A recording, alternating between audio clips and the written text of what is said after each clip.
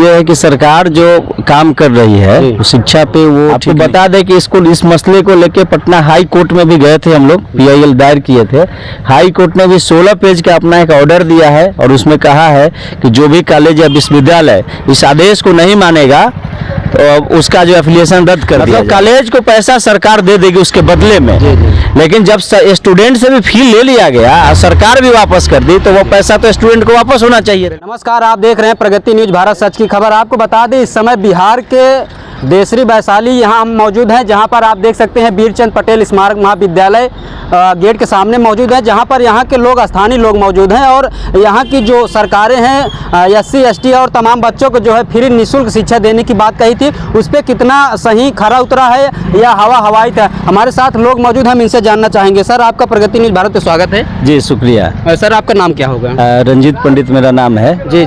जिस तरीके से सर आप यहाँ स्कूल के सामने यहाँ खड़े हैं और जो सरकार की बात थी जो है कि SC ST के बच्चों को निःशुल्क शिक्षा दी जाएगी, क्या वो अभी हकीकत हो पाएगी? बस ऐसे ही देखिए, सबसे पहले तो ये है कि सरकार जो काम कर रही है शिक्षा पे, वो ठीक नहीं है। क्योंकि आपको हम बताएं कि 24 जुलाई 2015 को जब जीतन राम मांझी बिहार के मुख्यमंत्री थे, उन्होंने एक संकल्प पारित किया था जिसमें यह बात कहा गया था कि SC ST वर्ग के लड़के और सभी श्रेणी की लड़कियों को PG तक परंपरागत विषयों में नामांकन के समय किसी प्रकार का शुल्क नहीं लिया जाएगा।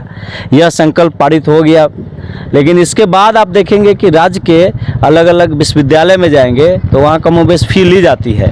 खासकर पटना विश्वविद्यालय लड़कियों से फ़ी नहीं लेती है, कुछ जगहों पे ली जाती है जैसे पटना विमेंस कॉलेज, लेकिन उसके बाद आप जैसे ही आप आते हैं दूसरे यूनिवर्सिटी में तो वहाँ कुछ फ़ी ली जा रही है। बिहार यूनिवर्सिटी में इसका पालन नहीं हो रहा है। ये इसलिए हम कह रहे हैं कि यहाँ RTI करके बहुत सारी जानकारी एकत्रित किए थे और इसको लेके एक लंबी लड़ाई लड़ी गई। आपको बता दें कि इस मसले को लेके पटना हाई कोर्ट में भी गए थे हम लोग, PIL दायर किए थे। हाई कोर्ट ने भी 16 पेज का अपना एक ऑर्डर दिया है और उसमें कहा है कि जो भी कॉलेज या विश्वविद्यालय इस आदेश को नहीं मानेगा तो उसका जो एफिलिएशन रद्द कर दिया जाएगा। इसके बावजूद भी बिहार विश्वविद्यालय के तमाम कॉलेज जो है सभी लड़कियों से खासकर ग्रेजुएशन और PG में शुल्क ले रहा है। कई जगह पे है कि शुल्क लिया गया है, उसे सरकार वापस भी की। नियम यह बनाया गया था कि कॉलेज से जो शुल्क, स्टूडेंट से जो शुल्क कॉलेज या विश्वविद्यालय नहीं लेगा, जिससे उसकी क्षति होगी, उसकी क्षतिपूर्ति अगले वित्तीय वर्ष में सरकार कॉलेज को देगी। मतलब कॉलेज को पैसा सरकार दे देगी उसके बदले में। लेकिन जब स्टूडेंट से भी फी ले लिया गया और सरकार भी वापस कर दी तो वो पैसा तो स्टूडेंट को वापस होना चाहिए। बिल्कुल सही, बिल्कुल। एक तो पैसा नहीं लिया जाना था, ले लिए तो वापस होना था, जो नहीं हुआ। अब 15 से आज हो गया 10 साल, जो स्टूडेंट पास आउट हो गया, जो अलग अलग जगह चले गए, वह फी लेने आएंगे।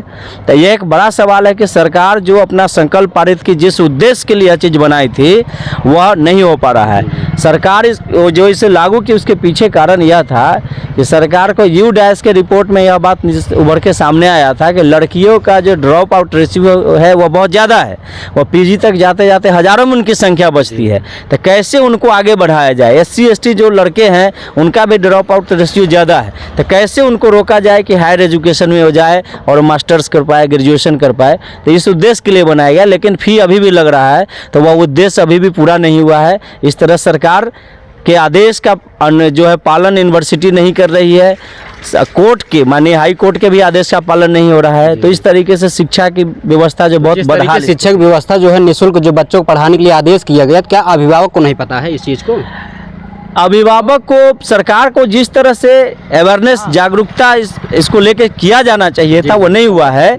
माननीय हाई कोर्ट ने जब आदेश दिया था तो हाई कोर्ट के आदेश के बाद सरकार ने अखबार में विज्ञापन दिया था और उस विज्ञापन में प्रभात खबर में आया था और 1-2 अखबार में आया था, हमने देखा था।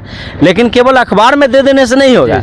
जब एडमिशन जिस टाइम होता है उस टाइम सरकार जो है इसको लेकर के अवेयरनेस करे, स्कूल में स्पेशल जो है उसके लिए कॉलेज में वो सूचना प्रकाशित हो, तो वो चीज़ें नहीं हो रही है। मतलब कुल मिला के स्टूडेंट जो है इसके शिकार हो रहा है और सोसाइटी को जो विकास की रफ्तार चाहिए था एजुकेशन को लेकर के, खासकर जो वंचित उपेक्षित लोग हैं, वो नहीं हो पा रहा। आपके साथ एक देश का भविष्य भी है, क्या हम इससे बात कर सकते हैं? हाँ, क्या नाम है बाबू? ऋषिराज प्रजापति। किस कॉलेज में पढ़ते हो? संत जोसेफ हाई स्कूल। कौन से क्लास में हो? स्टैंडर्ड 2। कितनी फीस लगती है कॉलेज में? 1010 रुपये। तो आप देख सकते हैं एक छोटा सा बाबू है जो है 1010 रुपये विद्यालय में फीस लगती है। जहां तक सरकार का जो आदेश है उस आदेश पे न सरकार काम कर रही है, ना हाई कोर्ट का जो आदेश है उसका भी नहीं पालन किया जा रहा है।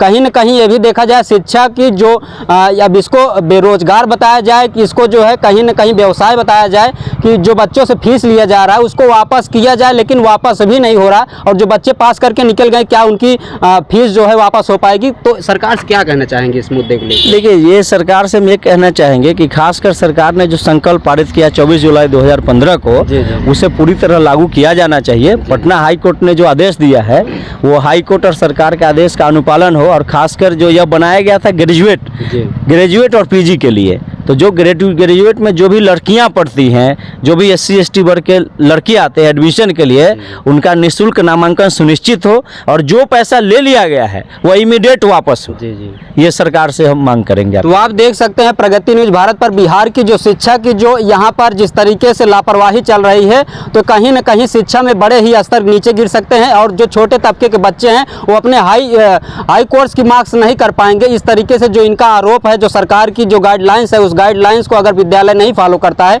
तो जो छोटे तबके के बच्चे हैं जो अपने उनके अभिभावक जो उनके भविष्य देख रहे हैं, तो कहीं न कहीं वो सकारात्मक नहीं हो पाएगा। बने रहिए प्रगति न्यूज़ भारत, सच की खबर बिहार।